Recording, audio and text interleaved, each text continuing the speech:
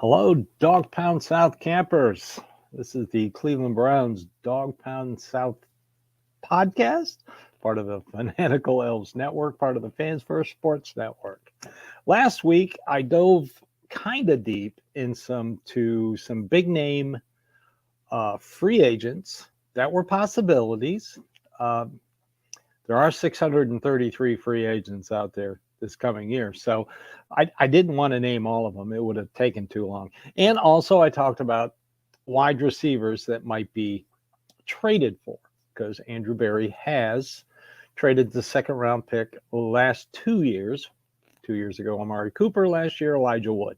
Is it possible again this year? Okay. Today, I want to talk about backups. Guys that they're not going to get the big names. You're not going to get the big money. I mean, you're talking $2 million to veteran minimum, but they're going to be needed if you want to improve the roster. So we all know that a lot hinges on if Nick Chubb comes back. Is he going to come back completely healthy and be the old Nick Chubb? Is he going to start the season on the PUP list? Is he going to start the season on IR? I hate to say that. We don't know. Nobody knows. I mean, he did have 2 knee surgeries on the same knee for a knee hurt in college. So we got to pay attention to that. Now, if the Browns go out and sign someone, and I'm just spitballing here, Tony Pollard or Derrick Henry, he's not coming back. They are transitioning to another running back, which they'll probably draft. So let's just suppose he's ready to go on opening day. Okay, that's situation number 1. Situation number 2, backup quarterback. All right, already got Deshaun Watson, already got DTR, so they're looking for a third string. Joe Flacco, is he a third string quarterback? 8 new head coaches in the league. Several teams are going to be drafting rookie quarterbacks. He is what's considered a bridge quarterback, like Jacoby Brissett, like Gardner Minshew, like Ryan Tannehill. He can go get more money and start on a team than he can if he is the third string quarterback for the Browns. Situation number 3, Amari Cooper. What do you do with Amari Cooper's contract? They're not going to pay him $20 million. That's for sure. So do you restructure or do you just let him go and pick up another wide receiver? I mentioned some wide receivers last week in the free agency talk and also in the trade talk. And number 4, offensive line, specifically Wyatt Teller. This is the year to create salary cap space by trading Wyatt Teller. I hate to say it. I hate to even think about it. But there are situations where they may be able to keep him. There are situations where they may need to trade him to create space. So let's look at what's going to be available. And we're talking backups here. So quarterback. Sure, everybody would like Joe Flacco to come back. I've seen estimates on his contract to be $2.5 million. You're going to pay your third string quarterback $2.5 million because DTR is going to be the backup. And I know he's on a rookie deal, so you can afford to pay a third stringer like around $2 million. If he's not a starter somewhere else and he's still sitting in on his couch come training camp, sure, I think the Browns would sign him. But you're probably going to be looking at Jeff Driscoll and possibly PJ Walker. Driscoll, I don't have a problem with. He got a kind of an unfair shake when he came in here. He had to go start in Cincinnati, a bunch against starters. It was a no-win situation to begin with. Bring him to training camp, see what he's got, make him your third string quarterback. If the Browns are going to carry 3 quarterbacks on their roster, you got to remember, you got to stick. More than likely, they're going to carry 2 and stick 1 on the practice squad. So whoever they put on the practice squad has to go through waivers. I think Jeff Driscoll could go through waivers. I think PJ Walker could as well. And also, they're going to have four quarterbacks in training camp. You always got to have four. That doesn't mean anything. So, running backs. Now, like I said, does Nick Chubb come back? Oh, say he comes back. They redo his deal. They add a couple of years to it. Nick Chubb's our starting quarterback. Our starting running back. He looks like Nick Chubb of old.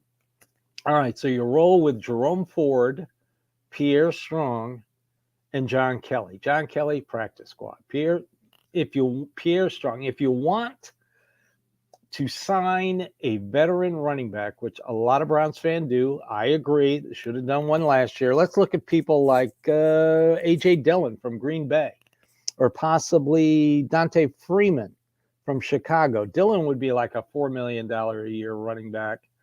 Dante Freeman, 2 years. We just saw what Devin Singletary could do to the Browns defense. The Houston running back, $3 million a year. My favorite is Cordell Patterson. I don't know what the Atlanta Falcons were doing with him last year. I thought that they would either cut him or try and trade him. He languished on that team. You could get him for $2 million.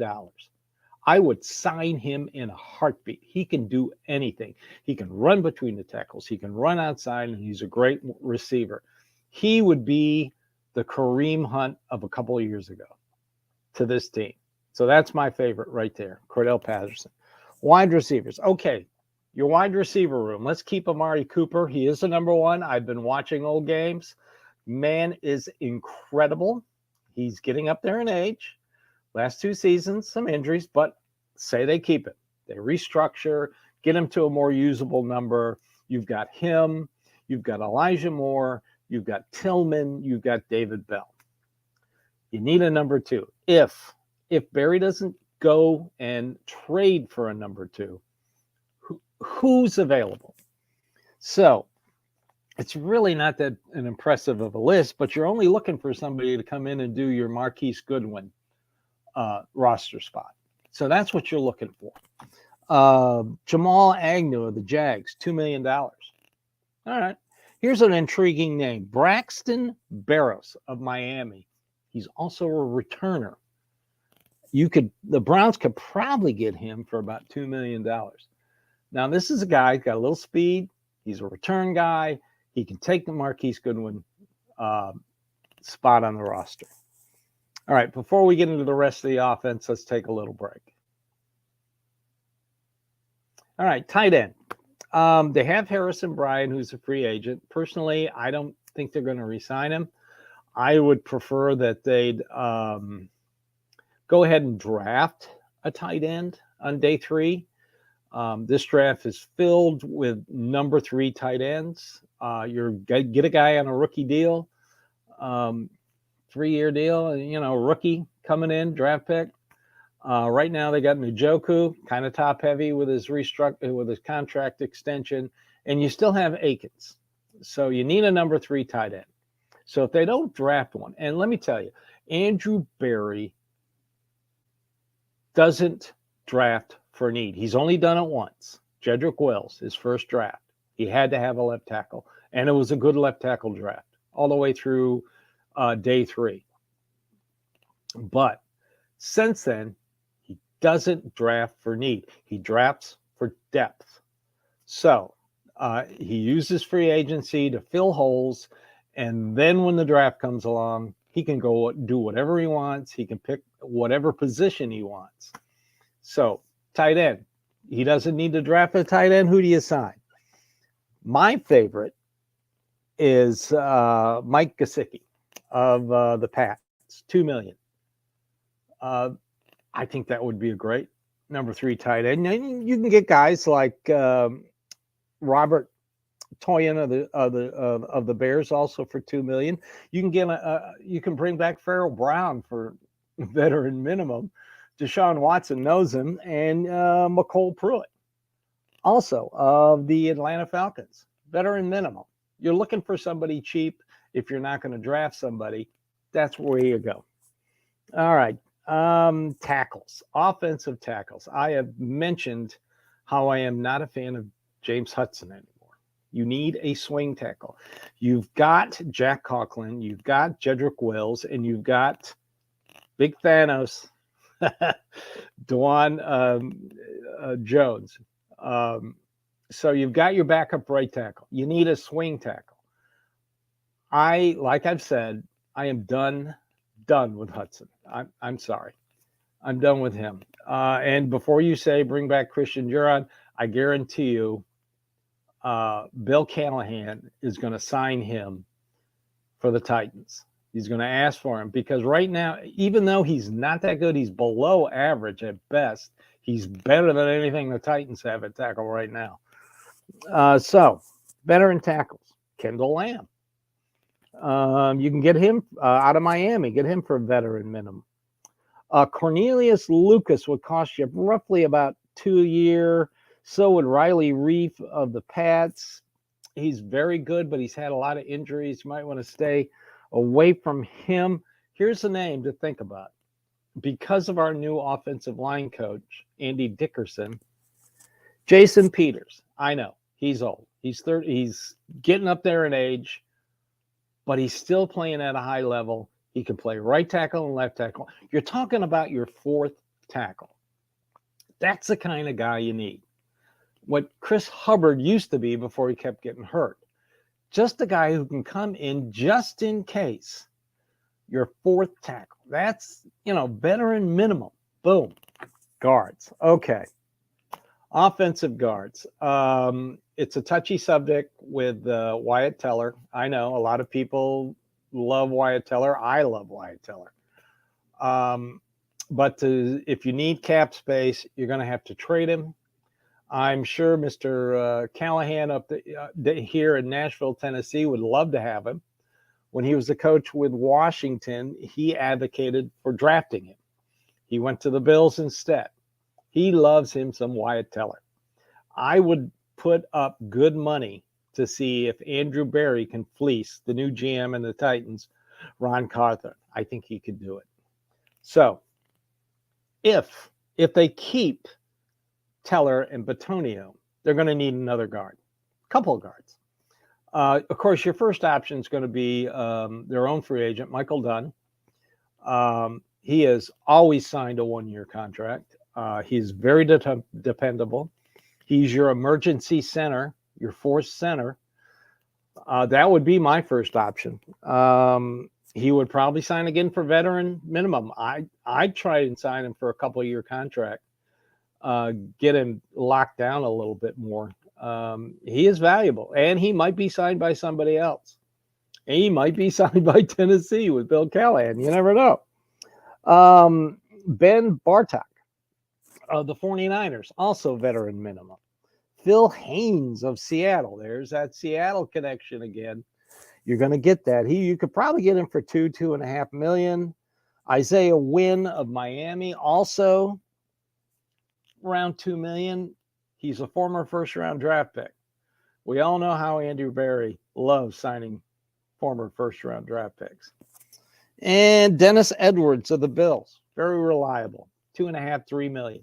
You're looking for backup guards. I've already mentioned the guards last week. The more pricey ones, if they deal Teller, but this is if they don't deal Teller. Center, I think they're pretty set at center. You got Posick, you got Luke Whippler. I think they're going to bring back Nick Harris, and if they sign Dunn, there's your emergency, your number 4 center, and they're set. So these are some names to think about in free agency in a backup role. These are affordable guys. If the situation turns right, that the Browns can afford to sign. These are little contracts, but it all depends on those conditions I started with.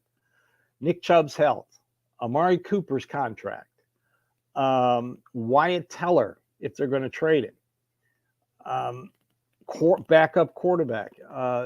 Like I said, 8 new head coaches in the league. Does Joe Flacco want to come back here and be the number 3 guy? because that's what he's going to be. And I wouldn't blame him if he waited till training camp to sign with the team. What's the hurry? He's already proven what he could do. So he can sit on his couch until July if he wants to. So that's it. Next show, I'll talk about the defense. There are a lot of areas, specifically linebacker, that they might need to look into. I think they're pretty much set at corner. Linebacker, safety, and of course, Jim Schwartz, D-line, D-line, D-line. So I appreciate you watching, appreciate you following, appreciate you downloading. And like I said, here at the Fanatical L's Network, we're all Browns fans like you. I mean, we want to see this team succeed. And Andrew Berry is going to draft and sign to succeed. I mean, this isn't for something down the road. This is for now. The window is open now. So thanks for joining me here on the Cleveland Browns Dawgpound South podcast. I'm your host, Steve Gill.